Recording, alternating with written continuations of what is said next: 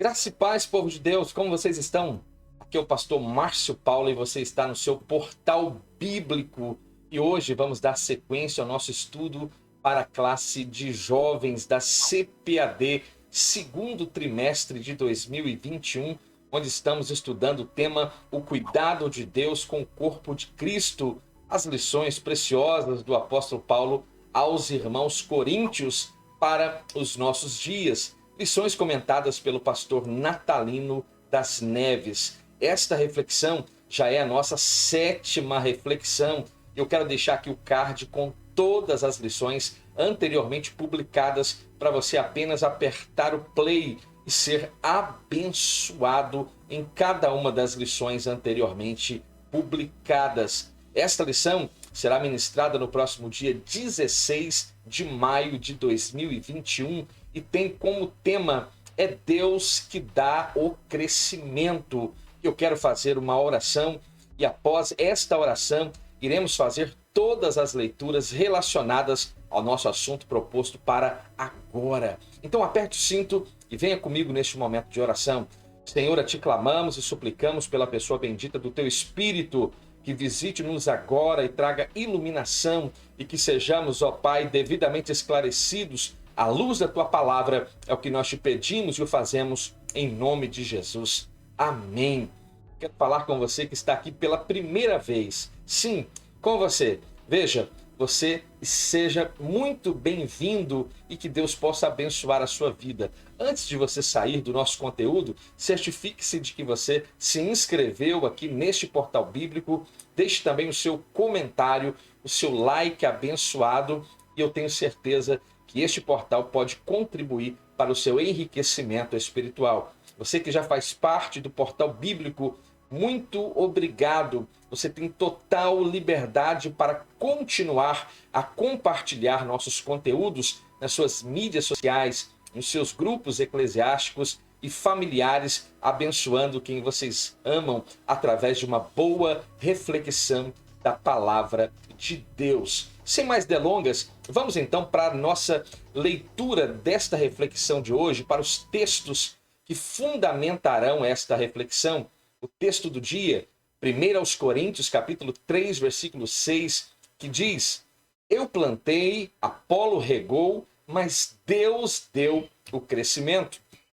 A verdade prática, ou a nossa síntese, diz: nós podemos plantar a melhor semente, adubar, limpar e podar, mas somente Deus é que dá o crescimento à plantação.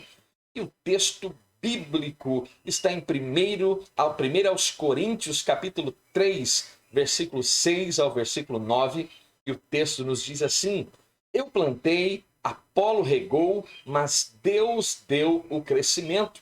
Por isso, nem o que planta é alguma coisa, nem o que rega, mas Deus que dá o crescimento. Ora, o que planta e o que rega são um, mas cada um receberá o seu galardão segundo o seu trabalho, porque nós somos cooperadores de Deus. Vós sois lavoura de Deus e edifício de Deus. Estes, pois, foram os textos que irão fundamentar nossa reflexão a partir deste momento. Esta lição traz 3 objetivos que devem ser alcançados ao longo desta nossa reflexão. O primeiro, mostrar que Paulo plantou a semente das boas novas em Corinto.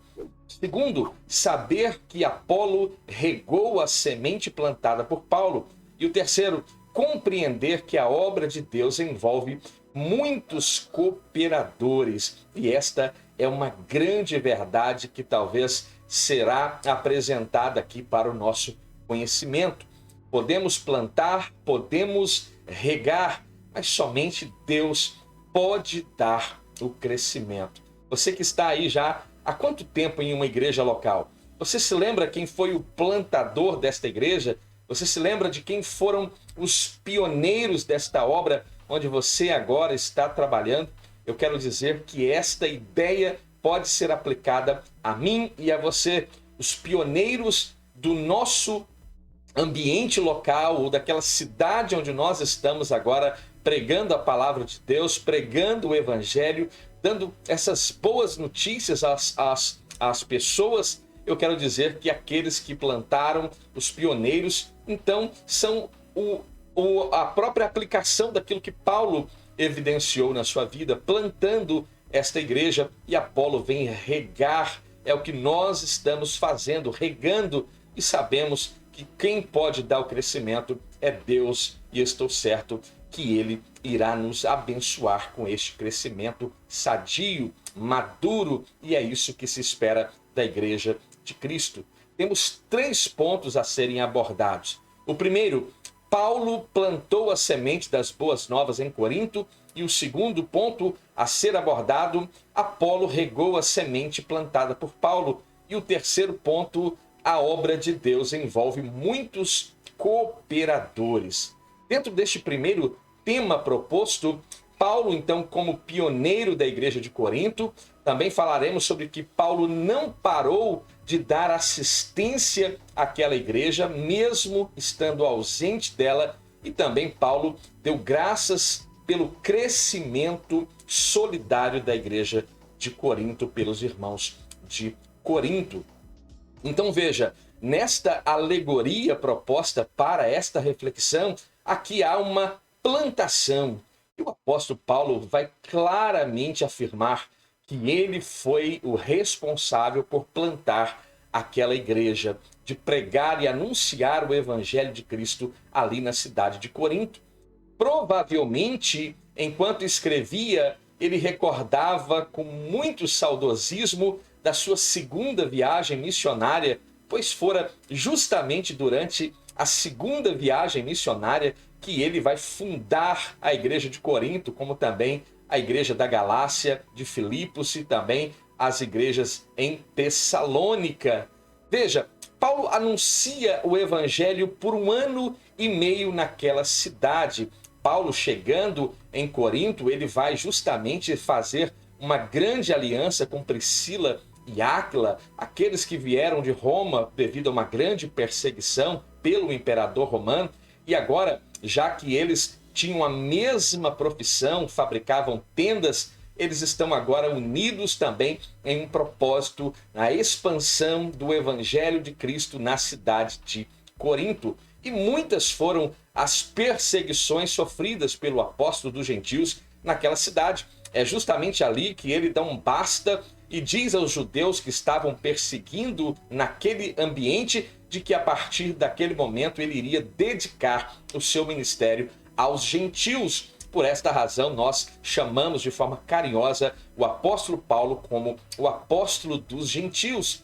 Mas veja, mesmo diante de grandes perseguições, o Senhor vai consolá-lo em uma visão, dizendo para que ele não temesse, para que ele não se calasse, porque o Senhor estaria trabalhando naquela cidade e muitas pessoas seriam alcançadas, e que ninguém ali haveriam de lançar mão do apóstolo Paulo para fazer algum mal a ele. Então ele fica naquela cidade por 1 ano e 6 meses, ensinando entre eles a palavra de Deus. Então veja, aquela cidade que havia perdido a influência política naquele tempo, era uma cidade cosmopolita de muitos habitantes, mas nesse contexto havia perdido certa relevância no âmbito político, mas que ainda se mantinha como um grande centro de cultura universalmente conhecido.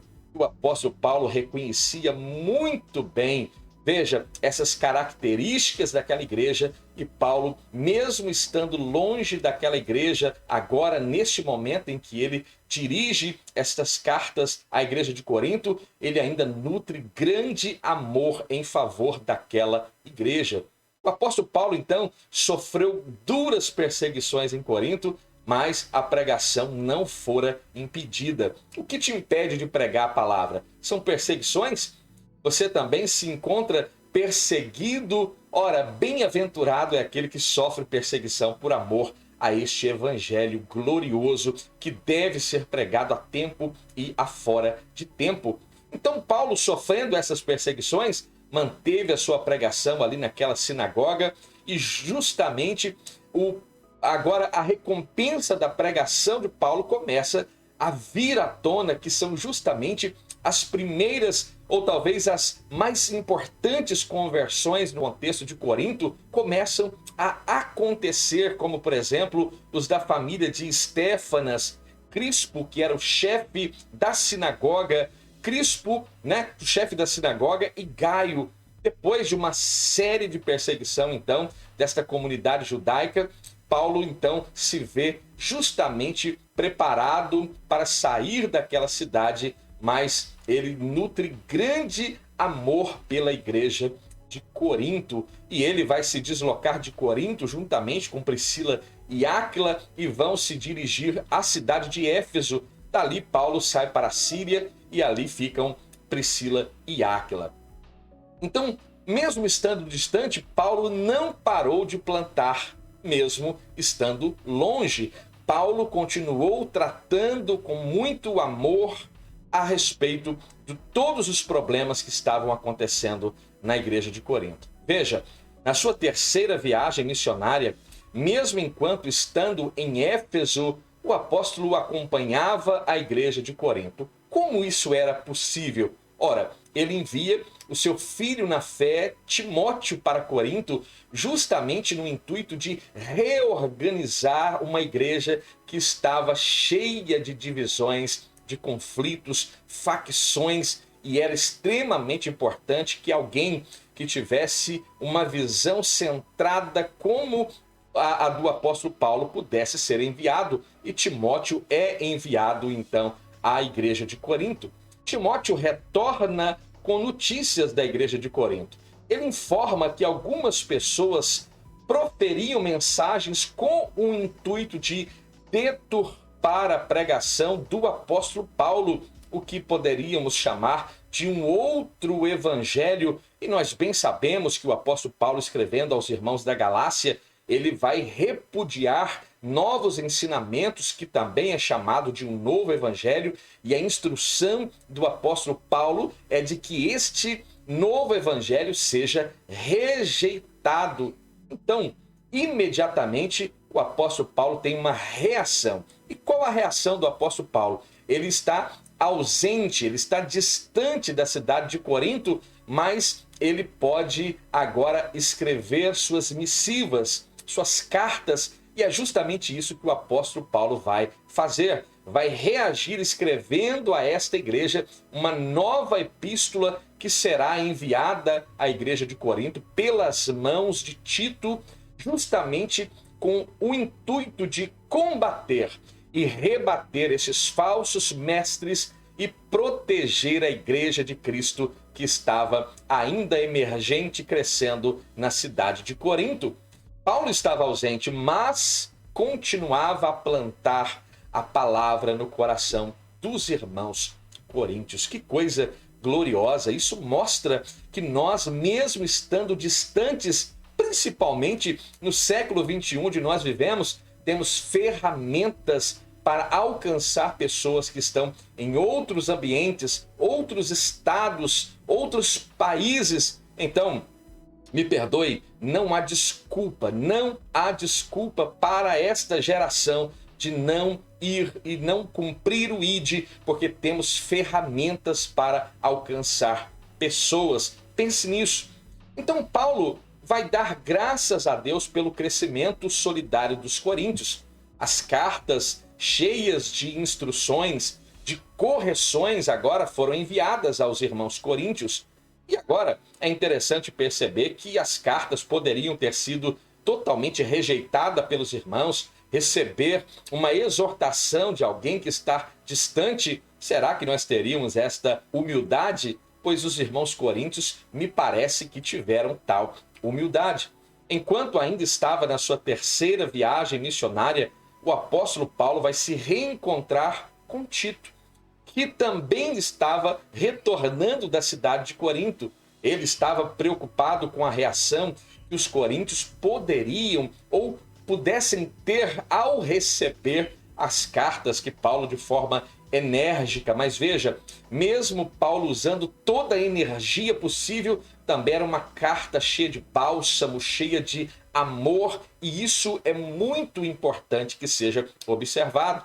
Então veja, mesmo a sua última carta cheia de forma enérgica, dura, no entanto, Tito vai trazer ótimas notícias para o apóstolo Paulo e talvez isso tenha alegrado o dia do apóstolo dos gentios, pois a igreja havia recebido a sua mensagem com respeito e ainda havia realizado uma coleta para auxiliar a igreja de Jerusalém, que, segundo a palavra nos apresenta, passava por grandes necessidades naquele momento. Isso será apresentado diante dos irmãos de Tessalônica, que vai até mesmo motivar os irmãos tessalonicenses também a angariar auxílio, ajuda para enviar a Jerusalém aos irmãos que tinham necessidade. Então Paulo vai ter grande alegria. E por quê? Por causa do amadurecimento dos cristãos em Corinto. E ele agradece a Deus na frente dos macedônios pelo amor e disponibilidade dos coríntios em ajudar a igreja em Jerusalém. O que nós encontramos na segunda Epístola aos Coríntios, capítulo 7, versículo 5. A ação desses irmãos, como disse anteriormente, é contagiante.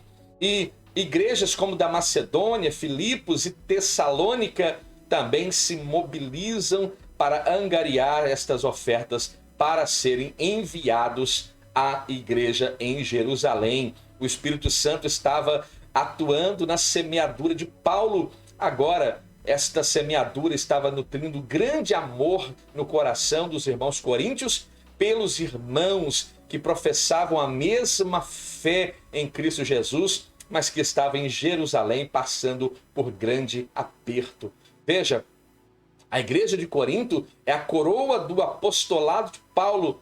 Paulo, sem sombra de dúvidas, é aquele que, com humildade, plantou esta igreja naquela grande metrópole. E agora ele já não está nessa cidade, mas ainda distante, presta todo o auxílio necessário para que o crescimento espiritual, para que a maturidade espiritual pudesse ser alcançada pelos irmãos da cidade de Corinto.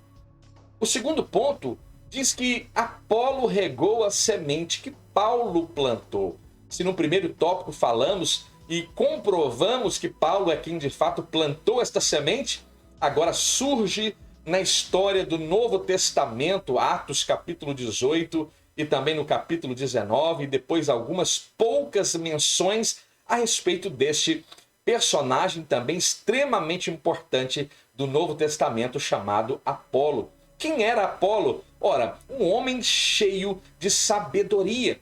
Quem era Apolo? Apolo é aquele que estava chegando na cidade de Éfeso. E quem é Apolo? Também é aquele que vai ajudar os cristãos da cidade de Corinto a se fortalecerem na fé. Este Apolo é alguém que nos traz grande prazer em conhecer o pouco da sua história narrada na Bíblia Sagrada. Podemos entender um pouco a respeito da vida deste personagem à luz do contexto neotestamentário. Apolo, uma forma abreviada de Apolônio, era um judeu da diáspora, nascido em Alexandria, no Egito. Então ele tem uma origem judaica, porém vive no contexto helênico, da cultura grega. Como disse, natural de Alexandria, e é importante salientar que nesse tempo Alexandria era uma das cidades mais importantes da época e que possuía a maior biblioteca que já poderia ter existido naquele tempo, era abrigada em Alexandria. E ele se destaca por algumas características, principalmente por nós pentecostais. Nós gostamos muito de pessoas que possuem essas características. E quais são elas? Ora, ele se destaca pela sua eloquência na oratória e pelo conhecimento hábil das escrituras judaicas, e suas mensagens eram profundas e também muito eloquentes. Veja, ele era poderoso nas palavras, mas nós podemos agora limitar esta condição de Apolo a um conhecimento tal como o apóstolo Paulo, também um erudito na lei judaica, como fariseu que fora, um grande erudito no que tange à cultura judaica, e aqui também está mais um personagem que possui estas características e que conhecia. A Bíblia relata em Atos capítulo 18 que Apolo conhecera apenas até então o batismo de João Batista, ou seja, o batismo que era para arrependimento. E nós vamos observar uma característica importantíssima a partir de agora, porque como alguém com tamanha aptidão à oratória, à pregação, à exposição da palavra, pode se submeter a esta condição que iremos abordar agora. Porque veja, o apóstolo Paulo vai suceder o apóstolo Paulo em Corinto. E veja como isso se dá. Enquanto Paulo, dando continuidade à sua segunda viagem missionária, Apolo chega em Éfeso. E o seu conhecimento da escritura, fantástico, fenomenal, a eloquência como ele falava, chamava a atenção de dois personagens que nós já falamos sobre eles aqui. Eles mesmos, Priscila e Áquila, que perceberam que havia naquele homem chamado Apolo uma grande qualidade, grandes virtudes. E este casal, então, percebe que os discursos de Apolo eram tão profundos, tão geniais, que talvez traziam a imagem do apóstolo Paulo em sua memória. Talvez, diga-se de passagem, o apóstolo Paulo não fosse tão eloquente quanto Apolo. Mas mesmo agora Priscila e Áquila trazendo a sua memória, talvez pelo conhecimento, pela forma expositiva de aplicação da palavra aos cristãos daquele tempo, aquilo deixou este casal maravilhados e proporam então ajudar este irmão chamado Apolo. Mas como alguém com tanta sabedoria, com tanta eloquência, com tanto conhecimento, precisaria de ajuda para alguma coisa? Ora, precisava. A Bíblia diz, e esta lição corrobora esta ideia, de que faltava-lhe ainda certa experiência no que tange evangelho. Ele conhecera somente a respeito do batismo de João. Ele precisava ter um pouco mais de profundidade em relação ao evangelho de Cristo, e ele se submete voluntariamente para agora aprender com Priscila e Áquila. Então veja, mesmo com todo o seu intelecto, ele se coloca aos pés do casal em Éfeso para aprender a respeito do Evangelho de Cristo, e depois é recomendado a demais igrejas e vai chegar em Corinto e vai pregar a palavra e vai ser muito abençoado na cidade de Corinto, e também a sua mensagem vai atrair os irmãos coríntios, e isso denota a importância de Apolo quando nós encontramos esse texto que está proposto na nossa leitura, e o texto áureo desta lição, que Paulo planta e Apolo regou. Veja como aqui há quase que uma equiparidade de importância do ministério de Paulo e do ministério de Apolo. Veja, mas estes homens de Deus tinham grande interesse na expansão do reino de Deus, e não que suas facções se tornassem cada vez mais fortes ali na cidade de Corinto. Tanto interessante que Paulo diz que ele pediu que Apolo fosse à cidade de Corinto, que fora recusado, que talvez em outro momento Apolo iria, mostrando talvez que ele não desejava fortalecer tal comportamento faccioso entre os irmãos de Corinto. Então veja, os irmãos de Éfeso vão enviar Apolo a Corinto, dando carta de recomendações aos presbíteros daquela igreja, e o conhecimento, a eloquência e a excelente oratória ao rebater vigorosamente os judeus em público, conquistam os coríntios, e Apolo está, assim como Paulo, provando à luz das Escrituras de que o Messias que Israel tanto esperou já havia vindo, e este era Jesus Cristo. Que coisa gloriosa, que pregador magnífico, que homem que se comporta como um verdadeiro servo do Altíssimo, né? E, inclusive, é interessante falar que Martinho Lutero considera ou atribui a autoria da Epístola aos Hebreus justamente a este pregador eloquente chamado Apolo. Então, Apolo ajuda os irmãos de Corinto justamente a serem fortalecidos na fé.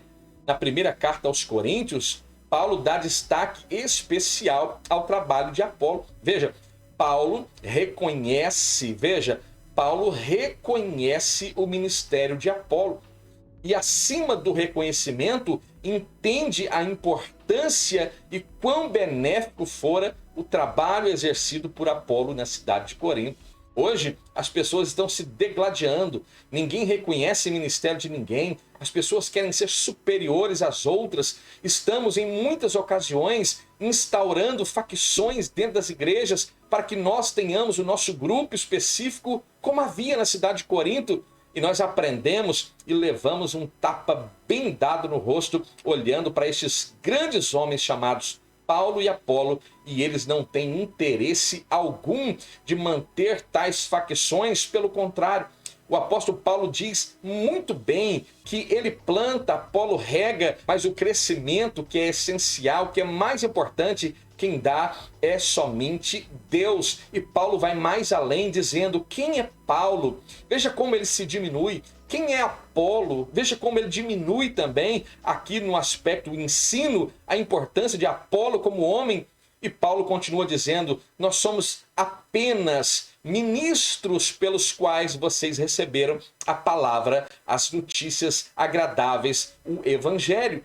Então nós também precisamos aprender, à luz desta lição, a nos comportar a exemplo de Paulo e de Apolo. Eles não desejavam que a igreja defendesse tais bandeiras. Aqueles que se sentiam agora os defensores de Paulo como plantador da igreja de Corinto diziam, eu sou de Paulo. Mas aqueles que gostavam da eloquência da pregação estavam agora defendendo e levantando a bandeira de Apolo. Aqueles judeus que estavam recém-convertidos e julgavam que o evangelho deveria ser judaizado, defendiam talvez a bandeira de Pedro, e aqueles que se julgavam talvez um pouco mais santos que os demais, julgavam ser de Cristo. E evidentemente Paulo o apresenta e também apresenta Apolo dizendo que ele, Paulo, não é nada, ele não é ninguém. Apolo também não é nada, não é ninguém, senão ministros, servos. Veja, eles se colocam na posição de servos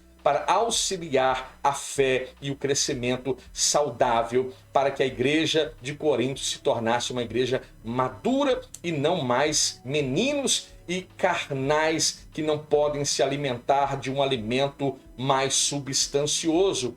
Então veja, isso é muito importante que seja apresentado. Paulo não atrai para si honra por ter plantado aquela igreja e não atrai honra para Apolo por ter regado aquela igreja. Quantas pessoas nos dias de hoje se vangloriam por ter plantado tal igreja? Esta igreja está aqui há tantos anos porque fui eu que plantei esta igreja. Esta igreja está aqui crescendo porque eu estou aqui. Pessoas que oram, pessoas são curadas, estão se vangloriando, atraindo para si uma glória que não pertence ao homem, mas pertence àquele que faz. De fato, nós oramos, mas quem cura é Ele, é Deus que cura. Nós pedimos e quem realiza é Ele, é Deus que realiza. Nós suplicamos a Ele bênçãos espirituais, batismo no Espírito Santo, dons do Espírito, dons ministeriais, mas quem de fato distribui como quer para que haja edificação do corpo de Cristo é Deus. Então veja, o que nós somos se não tivermos Deus ao nosso lado? E o próprio Cristo em certa ocasião disse de forma clara e patente, sem mim nada podeis fazer. O que eu posso fazer se não plantar? O que eu posso fazer se não regar? Mas até aquela plantinha que você tem na sua casa, se você deixar ela de lado, se você não regar, se você não demonstrar esforço, daqui a pouco ela perece. Mas se você faz o seu trabalho, se você planta, se você rega, se você cuida, Deus lá do céu está olhando e provendo o crescimento saudável desta plantinha ou da plantação, que a semente é irrigada e vai produzir o fruto, o grão, para que este que lavrou possa ter mantimento na sua mesa. Mas veja, se Deus não intervir, esta lavoura também perece. Então nós temos que entender que a nossa função ela é totalmente limitada. E ela é limitada pela vontade soberana de Deus. Nós temos que respeitar esta condição e entender esta condição. Então, Paulo respeita o ministério de Apolo, Apolo respeita o ministério de Paulo, ninguém se julga superior ao outro, mas ambos se complementam para que a igreja de Corinto se tornasse uma igreja madura e crescia então esta igreja através desta fé sadia. Então quem plantou foi Paulo, mas quem regou? Apolo regou. E o crescimento? A gente vai dar honra para quem? Para ninguém. O crescimento quem dá é Deus. O terceiro ponto, a obra de Deus envolve muitos cooperadores. A obra de Deus é feita por muitos cooperadores. E esses cooperadores têm que, de fato, estarem justamente apegados a esta palavra viva e entender justamente este conceito do qual falamos, de que eles podem plantar e regar, mas o crescimento quem dá é Deus. E esses cooperadores também precisam ter aptidão e disposição para o serviço, para servir. Aqueles líderes em Corinto brigavam e defendiam suas bandeiras cheias de sentimento faccioso, e esta atitude era demonstração clara de imaturidade e de carnalidade. Paulo diz em sua primeira epístola: não pude falar a vocês como a espirituais, mas como a meninos e carnais. Então, mesmo que toda organização necessite de líderes, e é necessário que hajam líderes, sim, veja, é extremamente importante. Existem líderes, existem pessoas que estão sendo lideradas, e se esses líderes não forem bons líderes, esses que são liderados nunca irão crescer. É necessário que existam bons líderes dentro de nossas igrejas nesses últimos dias. Sabe por quê? Porque aqueles que levantam bandeiras facciosas atraem as pessoas para si. E atraindo pessoas para si, negam a eficácia e negam o ensino da cruz de Cristo, que devemos aplicar todos os dias à igreja de Cristo. O evangelho aponta para a cruz de Cristo e não para o homem, ou seja, o evangelho é cristocêntrico e não antropocêntrico. Paulo se coloca na mesma posição de Apolo, como cooperador de Deus. Ele e Apolo não tinham partido nenhum e sequer, é importante salientar, compactuavam com este comportamento que estava acontecendo dentro da igreja de Corinto. Eles eram apenas instrumentos de Deus na vida daquela igreja, e isso nós também devemos ser. Cooperadores plantam e regam. Paulo e Apolo reconheciam que não poderiam fazer nada sem que o Senhor assim fizesse. E esse crescimento natural e saudável, nenhum homem é capaz de dar, como Paulo e Apolo não puderam dar aos coríntios, nenhum líder pode dar à sua igreja local nesses dias atuais. Nós podemos lavrar a terra, podar a planta, lançar a melhor semente, podemos irrigar, podemos adubar, mas se Deus não bradar do céu, nada vai acontecer. Então veja, a melhor semente pode ser lançada, mas somente Deus pode fazer chover. E esta chuva vai dar nutrientes a essa semente, e esta semente nutrida vai agora germinando, crescendo e produzir o grão para alimentar aquele que semeou. A bênção vem de cima, a bênção vem justamente do nosso Senhor e Salvador Jesus Cristo. Agora, você tem disposição para servir? É muito importante que nós tenhamos disposição para servir. Paulo e Apolo estavam seguindo o exemplo de Cristo, que afirmou que veio ao mundo para servir e não para ser servido. Mateus capítulo 27, versículo 28.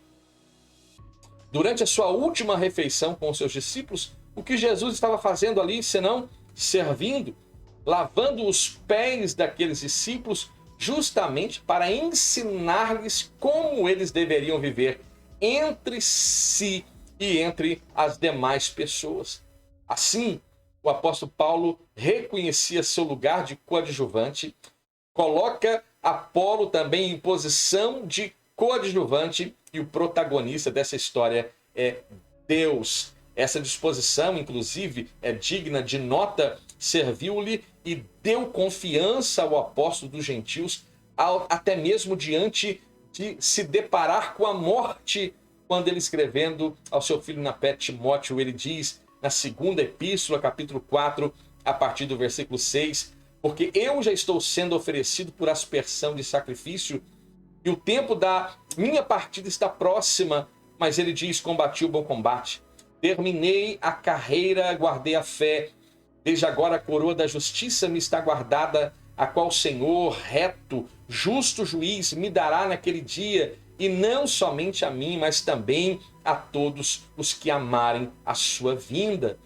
Infelizmente, nos dias modernos, nesses dias onde eu e você estamos vivendo, é isso mesmo, nos nossos dias, muitos não compreenderam o exemplo de Jesus e desses primeiros cristãos da igreja cristã, e no lugar de servirem, procuram ser servidos. Não é muito incomum você encontrar um líder sentado na tribuna da igreja, esperando que os diáconos, que os demais irmãos venham até ele e sirva-o. Esta é uma grave coisa que tem acontecido nos últimos dias. E isso precisa urgentemente ser transformado, mudado. E como se dará esta mudança e essa transformação? Através de uma nova perspectiva de compreensão da palavra de Deus. É necessário retornarmos imediatamente aos princípios, aos preceitos estabelecidos pela Santa Escritura, e então veremos mudança e transformação pontual e imediata no nosso meio. Nessa lição, estudamos então sobre, e de uma forma prática e didática, o apóstolo Paulo usou a metáfora de uma plantação, demonstrando que todos somos cooperadores na obra de Deus. Podemos ter habilidade, você pode ter essas habilidades, não tem nenhum problema ter habilidade na obra de Deus, não. Não tem problema nenhum você ser eloquente, você ser um grande conhecedor da palavra. Eu até sugiro que todos nós nos tornemos grandes conhecedores da palavra. Não é vergonha ter conhecimento, ser eloquente e buscar aplicar este talento, este dom para o exercício, o ofício cristão. Não, é importante. Então veja, nós podemos ter tantas habilidades, podemos arar, plantar, regar, plantar, entre tantas outras atividades na lavoura de Deus. Mas temos que entender uma coisa: é Ele que dá o crescimento necessário. Por isso, o Todo-Poderoso deve ser louvado e adorado, sem sombra de dúvidas, em todas as esferas da nossa vida, e jamais o homem. Que esta lição possa chegar ao seu coração como uma flecha aguda e que penetre até a divisão da alma e do espírito, e que você possa ser ricamente abençoado por Deus. Você ficou até aqui? Primeiramente, eu quero muito agradecer a você por ter estado até aqui. Veja, muitos dos que têm visto nossos conteúdos ainda não são inscritos. Você sabia disso? Então não saia sem antes se certificar de que você já se inscreveu, ative o sino das notificações e deixe o seu comentário e o seu like abençoado. Senhor, eu rogo ao Senhor que visite-nos agora e conceda-nos a tua bênção, a tua paz. É o que nós te pedimos e o fazemos no nome santo de Jesus. Você tem gostado do nosso conteúdo? Deixa aí os seus comentários e que o Senhor possa abençoá-lo abundantemente. Fique bem, fique em paz. Até a próxima.